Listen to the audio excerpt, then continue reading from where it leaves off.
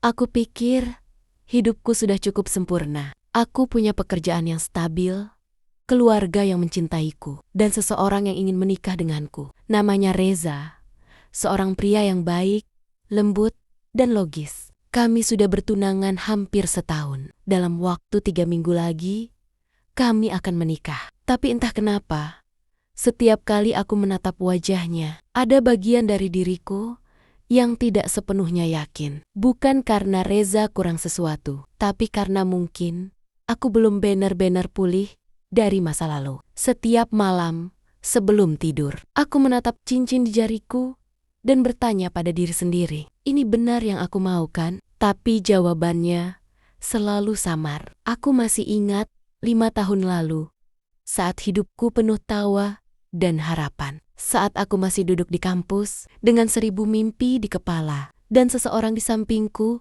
bernama Raka. Kami berdua seperti dua anak kecil yang percaya bahwa dunia selalu indah. Raka selalu punya cara membuat hari-hariku terasa ringan, tapi semuanya berakhir begitu cepat, tanpa perpisahan yang jelas, tanpa alasan. Suatu hari, dia menghilang, meninggalkan aku dengan 1000 pertanyaan yang tak pernah dijawab. Aku mencoba melupakan, menutup luka itu dengan kesibukan dan waktu. Tapi ternyata, waktu tidak menyembuhkan. Waktu hanya menutupi luka dengan lapisan baru. Tapi di dalamnya masih berdarah. Hari itu, aku duduk di sebuah kafe di Jakarta Selatan, menunggu klien. Aku tidak pernah menyangka hari itu akan mengubah segalanya. Saat aku menoleh ke arah pintu, seseorang berdiri di sana. Senyum yang dulu begitu aku kenal, mata yang dulu aku hafal setiap detailnya. Raka, aku terpaku. 5 tahun, dan tiba-tiba dia ada di hadapanku lagi. Lebih dewasa, lebih tenang, tapi tatapannya masih sama. Tatapan yang dulu membuatku jatuh cinta. Kami saling menyapa, canggung, datar, tapi di balik senyum itu ada sesuatu yang mengguncang hatiku. Kami bicara sebentar, menanyakan hal-hal ringan. Dia bilang baru kembali ke Jakarta untuk proyek kerja. Aku hanya mengangguk, tidak tahu harus bilang apa. Saat aku pamit pergi, dia menatapku lama. Aku pura-pura tidak melihat. Malam itu, aku tidak bisa tidur. Setiap kali aku memejamkan mata, wajahnya muncul. Suara tawanya, caranya menatap. Semuanya datang lagi sioliola. Waktu 5 tahun itu tidak pernah ada. Aku merasa bersalah. Aku seharusnya bahagia dengan Reza, bukan memikirkan orang yang pernah meninggalkanku tanpa penjelasan. Aku mencoba menenangkan diri. Aku bilang ke diriku, sudahlah, itu cuma nostalgia, tapi jauh di dalam hati, aku tahu, bukan cuma itu. Keesokan harinya, aku menerima pesan dari Raka. Alia, aku minta maaf ganggu kamu. Aku cuma ingin ketemu sekali aja. Ada hal yang belum sempat aku jelaskan. Aku menatap layar ponsel lama. Jantungku berdebar. Aku tahu, aku tidak seharusnya bertemu dia lagi. Tapi rasa ingin tahu itu terlalu besar. Akhirnya, aku balas. Besok, sore, di taman yang dulu. Sore itu, langit Jakarta berwarna abu-abu. Aku datang lebih dulu. Duduk di bangku taman yang dulu sering kami datangi. Raka datang beberapa menit kemudian. Kami duduk diam lama. Tidak tahu harus mulai dari mana. Raka yang membuka suara lebih dulu. Aku pergi waktu itu karena ibuku sakit keras. Aku harus urus semuanya sendirian. Aku nggak mau kamu ikut susah. Aku terdiam. 5 tahun aku menunggu jawaban. Dan sekarang, akhirnya kudapatkan. Dia melanjutkan. Aku kehilangan segalanya waktu itu. Alia, aku malu. Aku takut kamu kecewa. Aku pikir, kalau aku pergi, kamu bakal lebih mudah bahagia. Aku menangis, bukan karena marah, tapi karena lega. Lega akhirnya tahu kebenaran, meski terlambat. Raka menatapku. Aku masih cinta kamu, Alia. Kata-kata itu membuatku diam lama. antara bahagia dan hancur di waktu yang sama. Aku bilang pelan, aku akan menikah.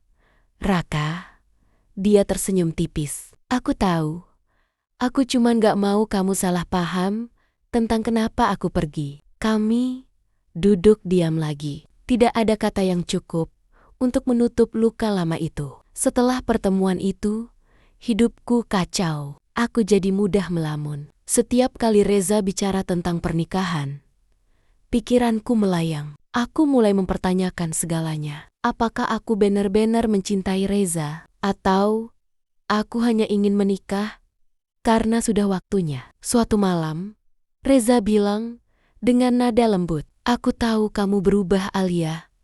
Aku nggak tahu kenapa, tapi aku ngerasa kamu jauh." Aku hanya bisa menjawab, "Aku cuma capek." Padahal aku tahu, aku sedang berbohong. Raka sempat mencoba mendekat lagi, tapi aku menjauh. Aku bilang padanya, "Tolong jangan datang lagi. Aku harus lanjut hidupku." Tapi dalam diam, aku menunggu pesan darinya yang berikutnya. Beberapa minggu sebelum hari pernikahan, aku kembali bertemu Raka secara tidak sengaja di proyek kerja. Kami harus bekerja sama karena klien yang sama. Takdir seperti sengaja mempermainkan kami. Setiap hari melihatnya, mendengar suaranya, rasanya berat sekali. Ada perasaan yang berusaha ku tahan, tapi tak mau padam. Suatu sore, hujan turun deras. Kami berdua berteduh di tempat proyek. Raka menatap langit dan berkata, "Dulu aku pengen bangun rumah buat kamu. Sekarang aku cuma bisa bantu bangun rumah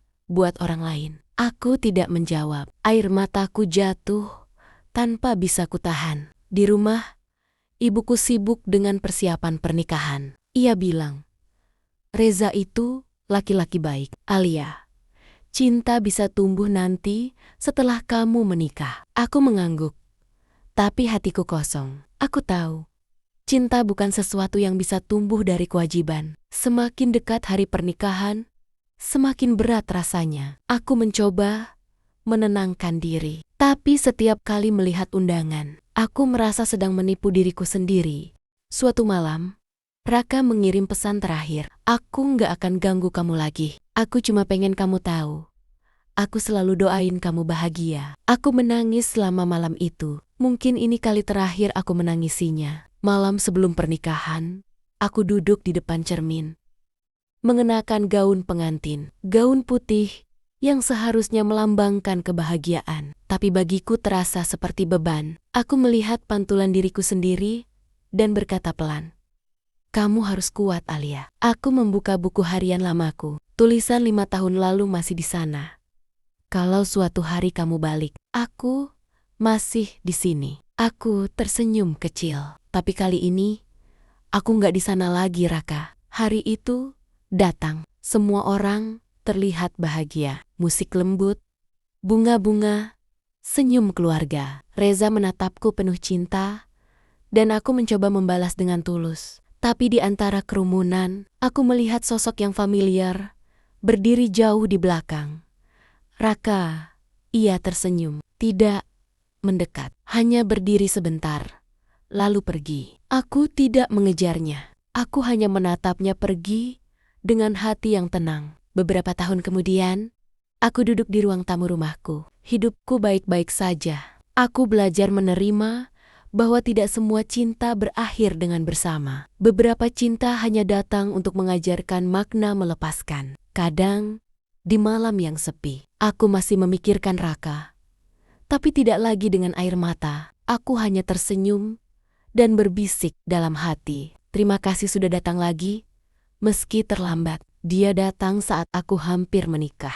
Bukan untuk mengubah takdirku, tapi untuk mengingatkanku bahwa cinta sejati tidak selalu berarti memiliki. Mungkin beberapa orang datang bukan untuk tinggal, tapi untuk membuat kita belajar. Belajar tentang kehilangan, tentang ketulusan, dan tentang bagaimana mencintai tanpa harus memiliki. Dan aku akhirnya bisa ikhlas